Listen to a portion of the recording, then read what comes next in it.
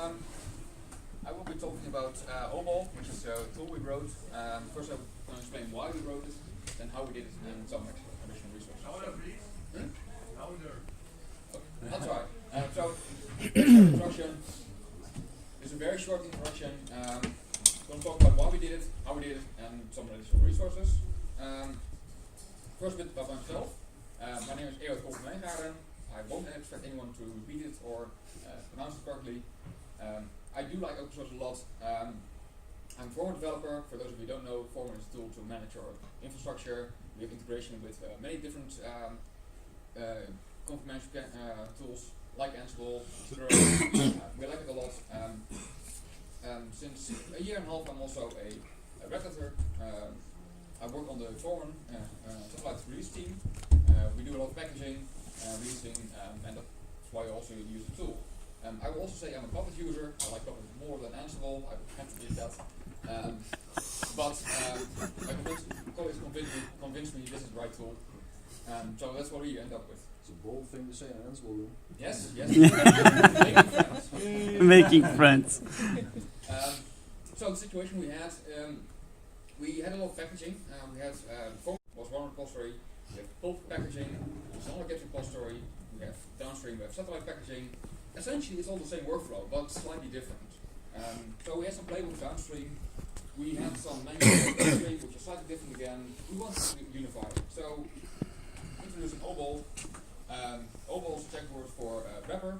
We wrap Ansible. We call it convenient. And because Red Hat has a big office in Brno, we chose Czech as a language there. We do some interesting things around packages. We use hosts, so I'll talk about it later. It is self-discoverable via help text, so you don't have to read the whole manifest to find out what it's doing. It has command line autocompletion, all those kind of things you want it to be. It is playbook agnostic. We do not care about what's in the playbook. We just need to know what's there, and then we can use it. We have documentation, and we have tests, and I'll expand on that later. So this is basically the interface we have. Command line, you run it, you have help, you have a list of actions. I just have two here. The first one is an add command to add a package and lint, and it's all very clear. So every action is actually a playbook with some additional things. We store it in a directory structure. This will be familiar to any Ansible user, I think. You have your Ansible configuration file, some modules, some module utils, playbooks, and roles. So this is nothing special, but you just need to know it's there. So how do you get it then? This is more detailed. This is the lint command. So if you have one single action, you can have help. You might see we have additional arguments package, and that's the most interesting part for us, because you can specify I want to run the lint on these set of packages and not all of them because it's way too much. So how do you find packages? We have manifest for that. A manifest is basically an Ansible inventory. It's nothing special. We don't have any modifications. We actually use the Ansible library to parse the manifest for us and give us all the hosts. So for us, we have packages. We within the Foreman repository we have 4 young repositories, so split it into some children. And then Foreman packages is basically just a list of hosts. So as you can see, we have some variables, and then for every host, which is actually a package, we have some additional variables or not. So this is very powerful and very easy for us to use. There's nothing special here. So then we get on to a playbook. In the playbook we have some differences. So I said we were playbook agnostic. It's not entirely true. We do have the hosts packages. We do scan all the plays. If there is a host of packages in there, then we generate command line arguments for packages. Otherwise we don't. So that's where we do have an opinion on how it should look like, but if it doesn't, you simply get no arguments. And we use the variable inventory hosting a lot, which we then operate on locally. So we have many plays. This one just creating directory, but you can imagine you run some command. This is and it all happens locally through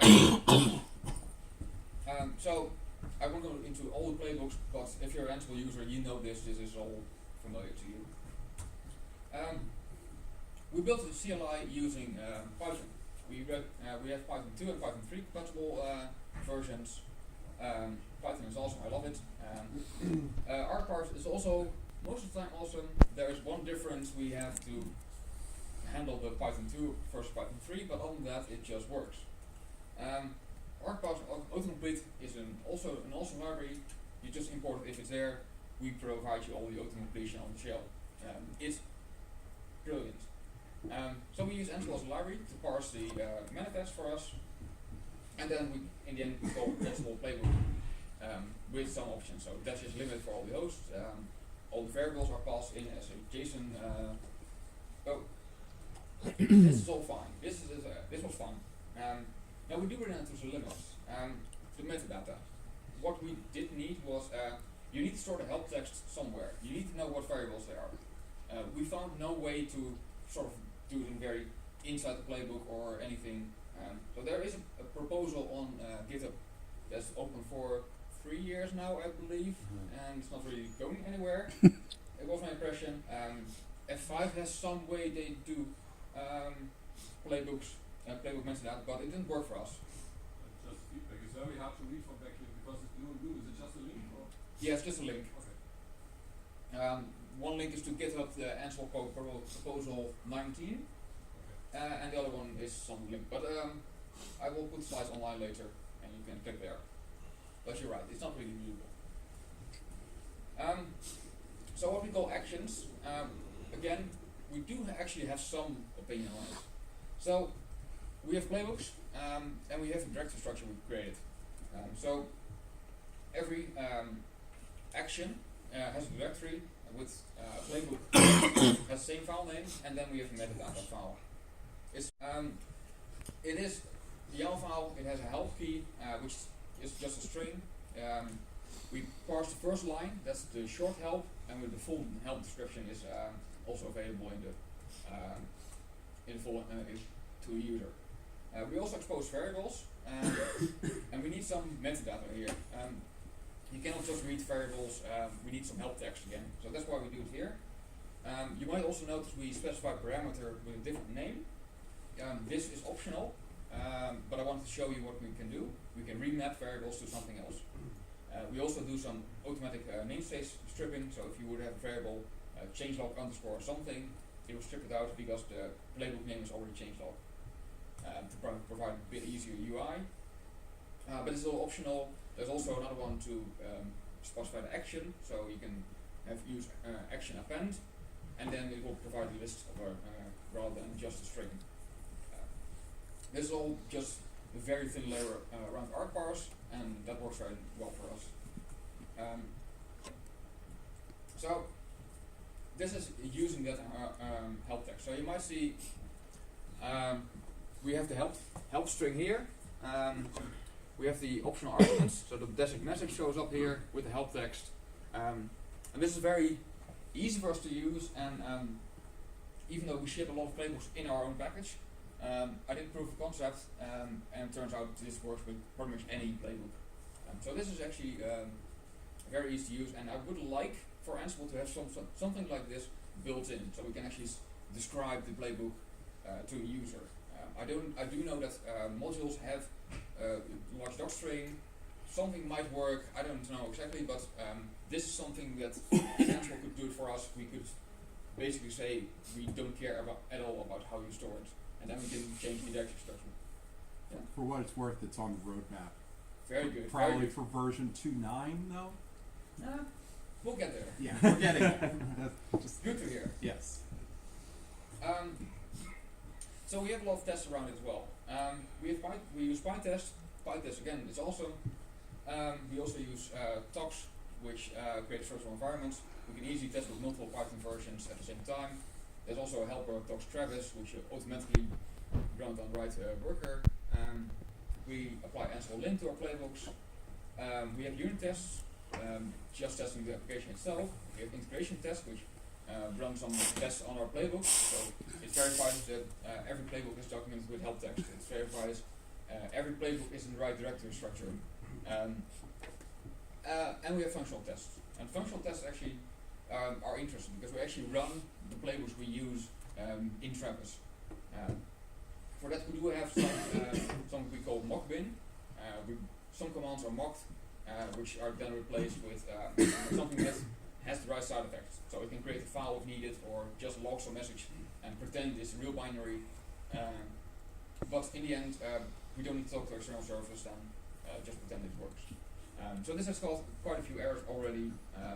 We actually store for the integration if they're what you expect. I was a bit hesitant at first about it, even though I wrote it myself, but it has actually caused some bugs already. Our Ansible runner instead of Ansible Playbook, it might be a better integration point, but we don't know where it's on. It's not really on the roadmap, it's more of something we talked about, because for now this works for us, but if Ansible Run provides the same interface, it might be easy to use. So that's the future work. Thank you. So, just for my understanding, what you're doing is you're not loading the Ansible libraries, you're calling Ansible Playbook directly. Both. So we do load to parse the manifest, the inventory. That's what we do use, and then we call Ansible Playbook. Also, what I mentioned is quite short. I think the entire script itself is just 190 lines of Python code. So it's a very thin wrapper around it. Other questions? Well, your talk was shooting a half time slot, and we have a full time slot now. Yeah. Would it be possible to show us something? Yeah, sure. Because you have like 25 minutes left. So. Yeah. Oh. I took it fast then. Yeah.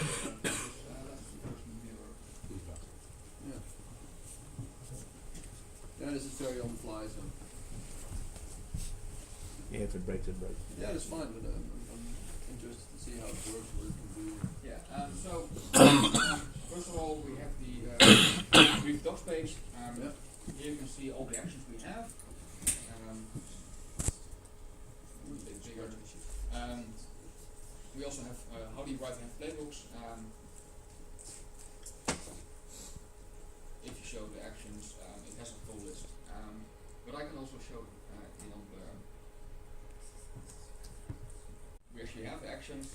As you can see, everyone has help text. Then you can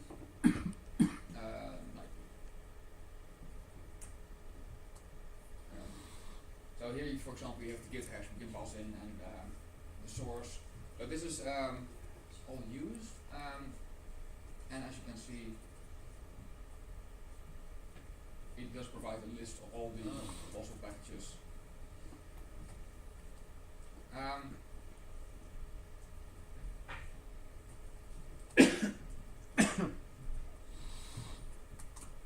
The actual source.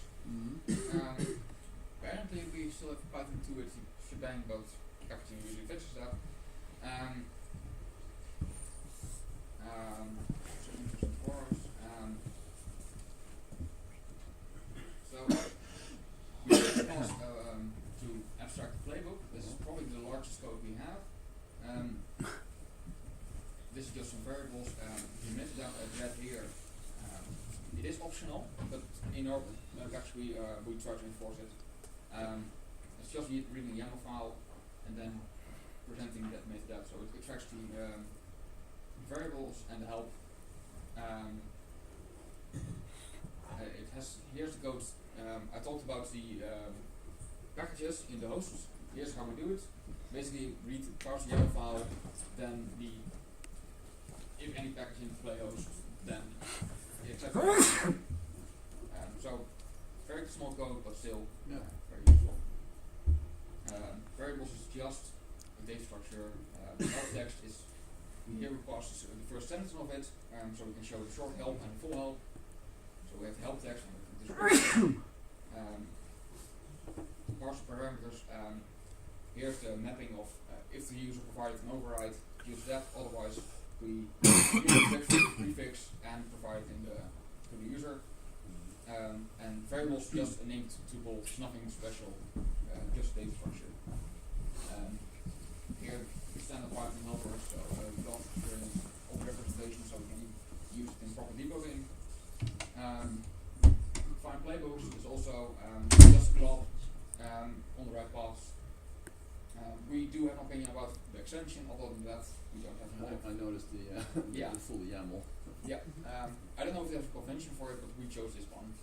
Okay. We're open to change if people would prefer something else. I usually see it without the A, but Yeah, That's more Ansible standard. they chose this. yeah. There's no logic We should probably make at least constant, so you can either see. Yeah. And the data path, currently we use resource file name from setting tools to ship the files. This one needs to become configurable. So here we need some way to override, and how do you present that to a user? That's still work in progress. Playbook path, the exact same thing. Ansible config. Define packages. Here we actually load Ansible. If the inventory exists, we use a data loader.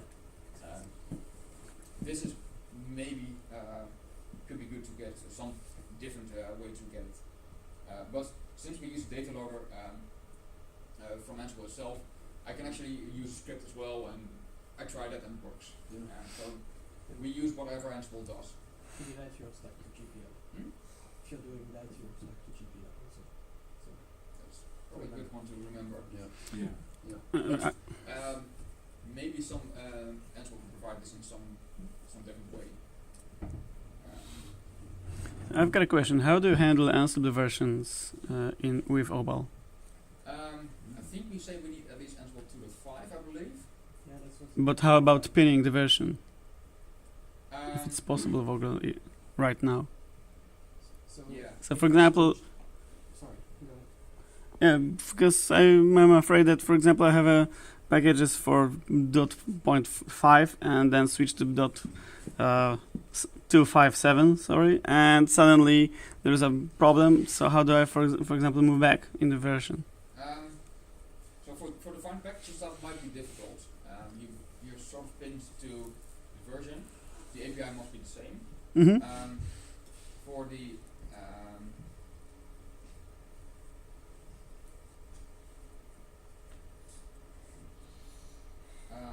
so actually it turns out we do use playbook CLI as a library directly, but so we are pinned to the APIs, and for us it hasn't been a problem because we're a small group. We have control over our environments, so we can choose the version that's installed. That's probably a good thing if we make it more generic and get more users to make some statement about it. And okay, and another question about the Python version. Right now you're using Python 2, Yeah. and what about Python 3? That is also supported. Okay, because I don't know if you're aware of the PEX program, Python executable, that you can wrap everything to have a portable Python code, and it automatically is able to create virtual environments and requirements all packed in one single exe file. So it's actually unpacking itself and executing zips. So the only external dependency we have is Ansible. Other than that, we only use core Python. So Yeah. we don't have a lot of improvement. Okay. And we were talking about using Ansible Runner, which is sort of more of a separate application, and then we wouldn't have any Python dependencies. It just needs to be in your path. Yeah. Okay. So in that case, you would not have a problem with Ansible. Yeah. The goal of Ansible Runner is to have basically an abstraction on Ansible.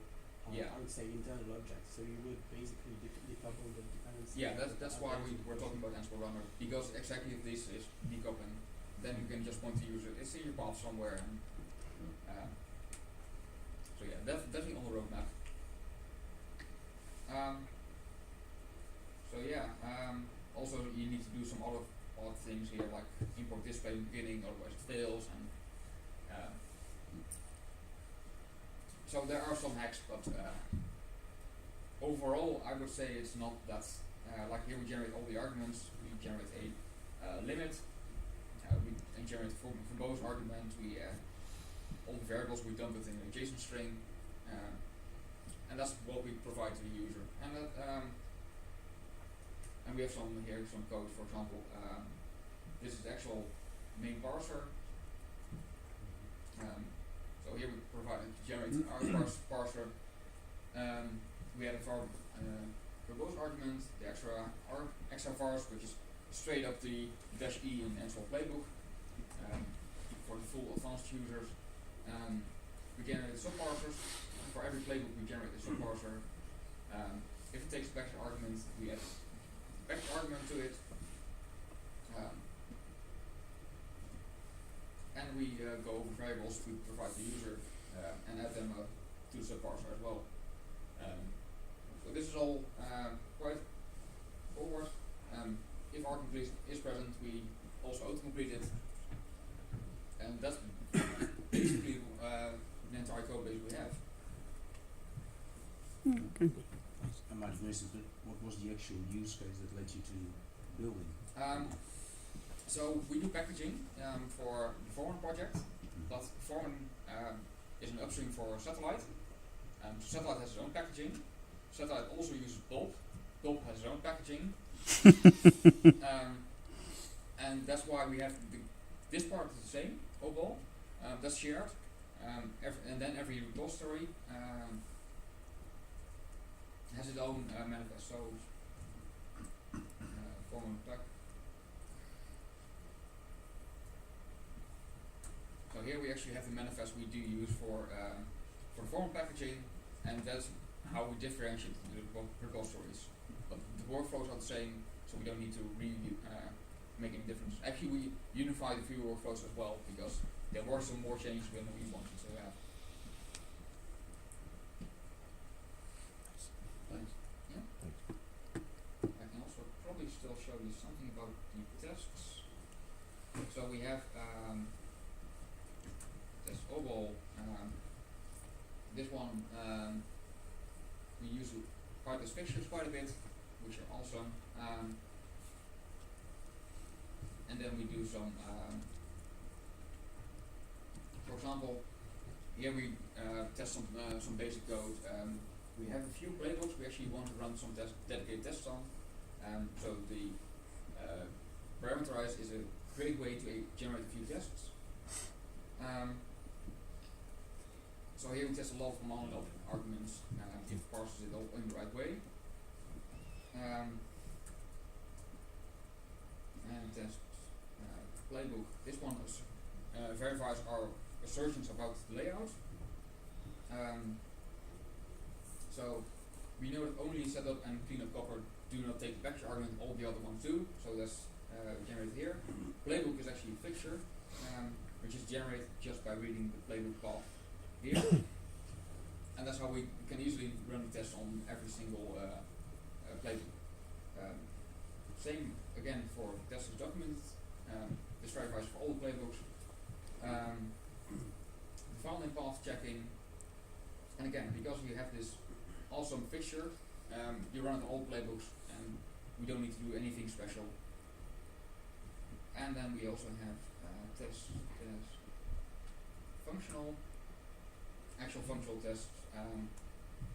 Here we use less fixtures, this is slightly older code. But in the end we do some more nasty stuff here. We initialize a Git repositories, actually run it, those kind of things. I'll quickly show you the test.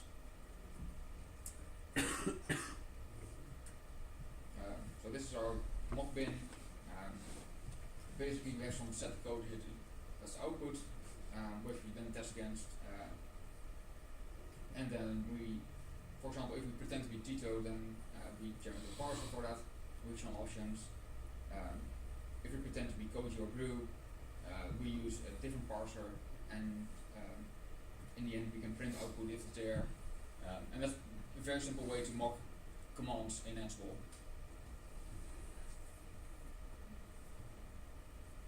So yeah, I told a bit more than I planned to, but any more questions?